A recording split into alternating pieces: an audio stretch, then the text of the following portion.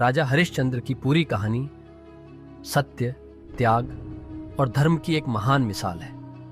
यह कहानी हमें दिखाती है कि सत्य का पालन कितना कठिन हो सकता है, लेकिन जो व्यक्ति सत्य के मार्ग पर दृढ़ रहता है वह अंततः विजय प्राप्त करता है। यहां राजा हरिश्चंद्र की कहानी विस्तार से बताई गई है। राजा हरिश्चंद्र का परिचय। हरिश्चंद्र अयोध्या के महान सूर्यवंशी राजा थे। वे सत्य के इतने बड़े उपासक थे कि जीवन में कभी झूठ नहीं बोलते, चाहे परिस्थिति कितनी भी कठिन क्यों ना हो। वे अपनी प्रजा का पालन पोषण न्यायपूर्वक करते थे और सभी उनका बहुत सम्मान करते थे। उनका जीवन सुखमय था। उनकी पत्नी तारामती और पुत्र रोहिताश्व भी उनके साथ रहते थे। सपना और प्रतिज्ञा। एक दिन राजा हरिश्चंद्र ने एक सपना देखा जिसमें उन्होंने ऋषि विश्वामित्र को एक यज्ञ करते हुए देखा। विश्वामित्र ने राजा से यज्ञ के लिए दान मांगा और राजा ने तुरंत वचन दे दिया कि वे जो चाहेंगे वह देंगे। जब हरिश्चंद्र जागे तो उन्होंने इसे एक दिव्य संकेत माना। उसी समय अर्षि विश्वामित्र उनके दरबार में आए और राजा को उनका वचन याद दिलाया। राजा ने अपनी प्रतिज्ञा निभाने के लिए अपना पूरा राज्य और संपत्ति दान में दे दी। अब उनके पास कुछ भी नहीं बचा, वनवास और कठिनाइयां। राजा हरिश्चंद्र, उनकी पत्नी तारामती और पुत्र रोहिताश्व सब कुछ खोकर राज्य छोड़कर वन में रहने चले गए। जब राजा ने राज्य और संपत्ति का दान दे दिया तब अर्षि विश्वामित्र ने उनसे यज्ञ के लिए दान में दी गई राशि की शेष अदायगी करने के लिए कहा।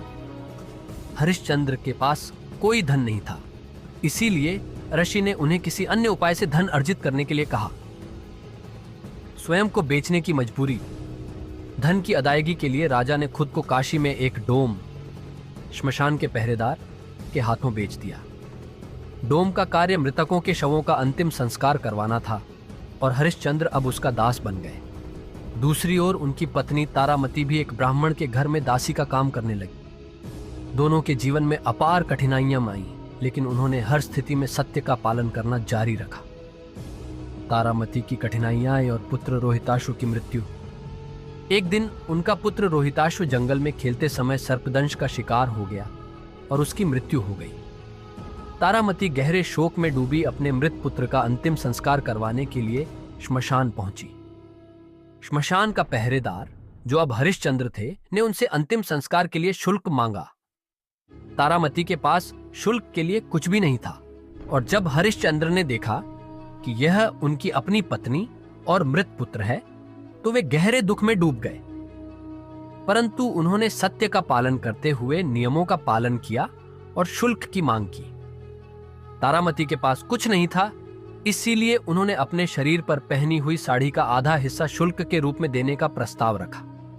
हरिश्चंद्र ने यह शुल्क स्वीकार किया और अपने पुत्र का अंतिम संस्कार करने की अनुमति दी। इस घटना ने राजा और रानी दोनों के धैर्य और सत्य के प्रति उनकी निष्ठा की पराकाष्ठा दिखा दी।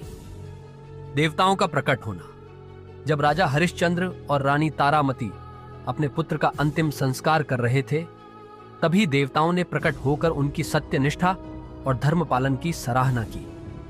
अर्षि विश्वामित्र ने राजा हरिश्चंद्र से कहा कि यह सब उनकी सत्यता की परीक्षा थी और वे इसमें पूरी तरह से सफल रहे।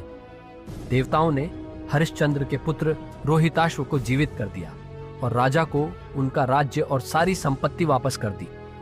राजा हरिश्चंद्र ने अपना राज्य पुनः प्राप्त किया और फिर से अपनी प्रजा के प्रति न्याय और धर्म के मार्ग पर चले। निष्कर्ष और प्रेरणा।